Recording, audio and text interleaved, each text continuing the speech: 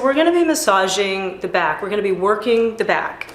And Chris has some lower back problems, which are down here. So we'll try to focus on some techniques for that. The first thing you want to do is make sure that your person is really comfortable if they're laying on their stomach. Make sure that you put a little bolster, a little pillow under their ankles so that their feet are elevated. We're also going to ask you, Chris, would you put your arms by your side? So this is a little bit better if you're working on somebody's back. If their arms are by their side, it will cause less spasm. So we're going to do an effleurage. We're going to go down the erector spinae muscles. They run lengthwise along the spine,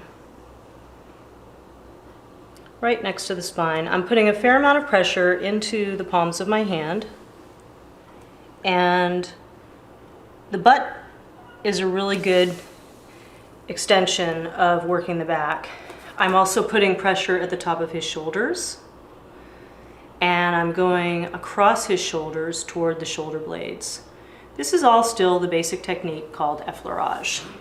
Okay, so we're going to use some thumb technique in massaging and working the back. You're just putting your thumbs on either side of their spine in the muscle, it's the meaty part of the muscle, and you're feeling for little spaces in between the vertebrae. They're not hard to find at all. And it just gets a lot of, it takes a lot of the pressure off. It can really alleviate the pressure.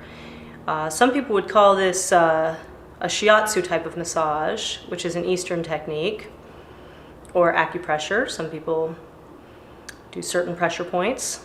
And that's pretty much it. You just use your thumb, and you can go down the entire length of the spine and find those little spots in between the vertebrae. Okay, we're going to be working with the forearm. I'm just going to put my forearm down on his back. And you don't want to touch the spine that's in the center. You don't want to touch bones. You don't really, massaging bones does not feel good. You just want to work on the muscle. So I'm going to put my forearm into, and my elbow